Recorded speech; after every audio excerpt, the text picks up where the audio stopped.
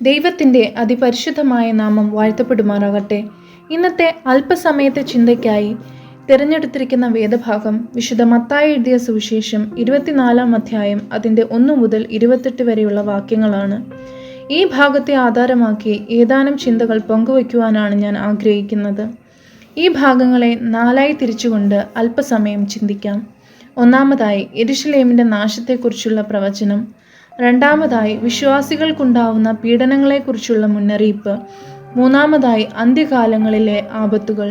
നാലാമതായി യേശുവിൻ്റെ വീണ്ടും വരവിനെക്കുറിച്ചുള്ള മുന്നറിയിപ്പ്. ഒന്നാമതായി യെരുശലേമിൻ്റെ നാശത്തെക്കുറിച്ച്.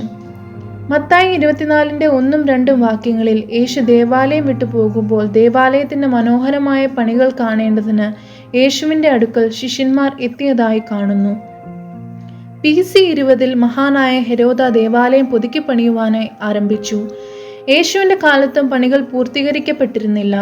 മോറിയ മലയുടെ ചുറ്റും പടുകൂറ്റൻ കല്ലുകൾ അടുക്കി മലയുടെ മുകൾ പരപ്പ് വരെ പൊക്കിക്കെട്ടി നിർമ്മിച്ച മൈതാനത്തിലാണ് ദേവാലയം പണിയപ്പെട്ടിരുന്നത്. താഴ്വരയുടെ മുകളിൽ കൂടി വിശാലമായ പാലം പണിത് ദേവാലയത്തിൻ്റെ കവാടത്തിലേക്ക് പ്രവേശിക്കുവാൻ ക്രമീകരണം ചെയ്തിരുന്നു. അത്ഭുതകരമായ മാർബിൾ തൂണുകളാണ് ദേവാലയത്തിന് 4 ചുറ്റും ഉയർന്നു നിന്നിരുന്നത്.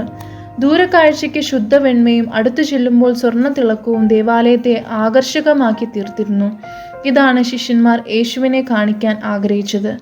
ദേവാലയത്തെയും അതിലെ പണികളെയും ചൂണ്ടിക്കാണിച്ചുകൊണ്ട് ശിഷ്യന്മാർ ഭാവിയെക്കുറിച്ച് ചോദിച്ചു. യേശു നൽകിയ ഉത്തരം അവരെ ഞെട്ടിപ്പിക്കുന്നതായിരുന്നു.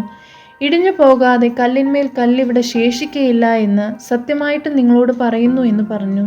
അതങ്ങനെ തന്നെ സംഭവിച്ചു. AD 70 റോമാ ചക്രവർത്തിയായ തീത്തോസിന്റെ നേതൃത്വത്തിൽ ദീർഘമായ നിരോധനത്തിനു ശേഷം കല്ലിന്മേൽ കല്ല് അവശേഷിക്കാതെ ദേവാലയം നശിപ്പിക്കപ്പെട്ടു. മനുഷ്യൻ നിർമ്മിക്കുന്ന സംസ്കാരങ്ങളും അതിൻ്റെ പ്രതീകങ്ങളും ദൈവത്തിൻ്റെ പേരിൽ തന്നെ ആയാലും ദൈവരാജ്യ വ്യവസ്ഥതയിൽ അവയെല്ലാം പഴകിപ്പോകുകയും നശിക്കുകയും തന്നെ ചെയ്യും. വിശുദ്ധ മർക്കോസ് സുവിശേഷം എഴുതുമ്പോൾ ദേവാലയം നശിച്ചിരുന്നില്ല. എന്നാൽ വിശുദ്ധ മത്തായിയും വിശുദ്ധ ലൂക്കോസും ഗ്രന്ഥങ്ങൾ എഴുതുമ്പോൾ ദേവാലയം നശിച്ചു കഴിഞ്ഞിരുന്നു. അതുപോലെ തന്നെ അന്ധകാര ശക്തിയുടെ ഒരു പ്രത്യക്ഷത ഉണ്ടാകുമെന്ന് യേശു ക്രിസ്തു പ്രവചിച്ചത് AD 40 തന്നെ ദൃശ്യമായി. കലികുള എന്ന റോമാ ചക്രവർത്തി യെരുശലേം ദേവാലയത്തിൽ വിഗ്രഹമില്ലാത്തതുകൊണ്ട് അവിടെ തൻ്റെ വിഗ്രഹം പ്രതിഷ്ഠിച്ച് ആരാധിക്കുവാൻ കൽപ്പിച്ചു. പക്ഷേ പെട്ടെന്ന് അയാൾ മരിക്കുവാൻ ഇടയായതിനാൽ അതിൻ്റെ പൂർത്തീകരണം ഉണ്ടായില്ല. ഈ പ്രത്യേക സന്ദർഭത്തിലായിരിക്കും ക്രിസ്തീയ വിശ്വാസികൾ നഗരം വിട്ട് പുറത്തുപോയത്. രണ്ടാമതായി വിശ്വാസികൾക്കുണ്ടാവുന്ന പീഡനത്തെക്കുറിച്ച്. മത്തായി 24 4, 5, 9 വാക്യങ്ങളിൽ ഇതിനെക്കുറിച്ചുള്ള വിവരണമുണ്ട്. യേശു ക്രിസ്തുവിൻ്റെ ശിഷ്യന്മാർ അവൻ്റെ നാമത്തിൽ അനുഭവിക്കേണ്ടി വരുന്ന കഷ്ടതയെക്കുറിച്ചാണ് ഈ ഭാഗത്തിൽ മുന്നറിയിക്കുന്നത്. യേശു ക്രിസ്തുവിനെ അനുഗമിക്കുന്നത് കഷ്ടതയുടെ മാർഗം തിരഞ്ഞെടുക്കുന്നതാണ്. ഇക്കാര്യം ഞാൻ അറിഞ്ഞിട്ടില്ല എന്ന് ഒരു ശിഷ്യനും പറയാൻ സാധ്യമല്ല. പൗലോസ് റോമാ അധികാരികളാൽ വിസ്തരിക്കപ്പെട്ടതുപോലെ യേശു ക്രിസ്തു വിശ്വാസികളെ പ്രാദേശിക കോടതികളിൽ വിസ്തരിക്കുന്നതും ഉപദ്രവിക്കുന്നതും പീഡനം, തടവ്, രക്തസാക്ഷി മരണം എന്നിവ നേരിടേണ്ടി വരുന്നതും എല്ലാം അഭിമുഖീകരിക്കുന്നതിനുള്ള ധൈര്യവും കൃപയും യേശുക്രിസ്തു വാഗ്ദാനം ചെയ്തത് ഇതുപോലെയുള്ള സന്ദർഭങ്ങളിൽ യാഥാർത്ഥ്യമായി തീരുവാൻ ഇടയായി. മൂന്നാമതായി അന്ത്യകാലത്തിലെ ആപത്തുകൾ. 2 കാര്യങ്ങളാണ് അന്ത്യകാല ആപത്തിൻ്റെ മുന്നറിയിപ്പായി നൽകപ്പെടുന്നത്.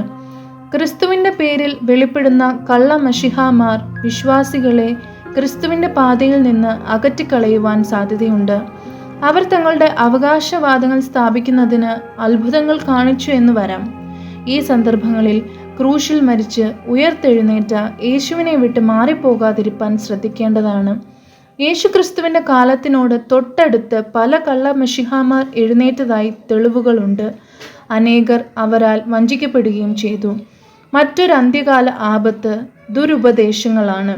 കള്ളപ്രവാചകന്മാരും മശിഹാമാരും യേശുക്രിസ്തുവിൻ്റെ ആഗമനം, പ്രവർത്തനം, കുരിശുമരണം, പുനരുത്ഥാനം, പുനരാഗമനം എന്നിവയെക്കുറിച്ച് തെറ്റായ പഠിപ്പിക്കലുകൾ സഭയ്ക്കും ലോകത്തിനും നൽകി.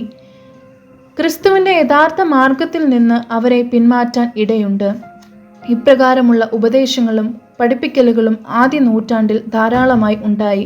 അവ തിരിച്ചറിഞ്ഞ് സത്യത്തിൽ നിലനിൽക്കുവാൻ വേണ്ടിയാണ് സുവിശേഷ ഗ്രന്ഥങ്ങളും ലേഖനങ്ങളും പിൽക്കാലത്ത് എഴുതപ്പെട്ടിരുന്നത്. ഏത് കാലഘട്ടത്തിലും ഇതുപോലെയുള്ള ദുരുപദേശങ്ങൾ സഭയിൽ ഉണ്ടാകാം. നാലാമതായി യേശുവിൻ്റെ വരവിനെക്കുറിച്ചുള്ള മുന്നറിയിപ്പ്. യേശുക്രിസ്തുവിൻ്റെ രണ്ടാം വരവും പ്രകൃതിയിലും ചരിത്രത്തിലും സംഭവിക്കുന്ന ഈ വ്യതിയാനങ്ങളും കർത്താവിൻ്റെ വീണ്ടും വരവിൻ്റെയും ലോകാന്ത്യത്തിൻ്റെയും വിശ്വാസത്തിലേക്ക് നമ്മുടെ ഹൃദയങ്ങളെ ഉയർത്തേണ്ടതാണ്.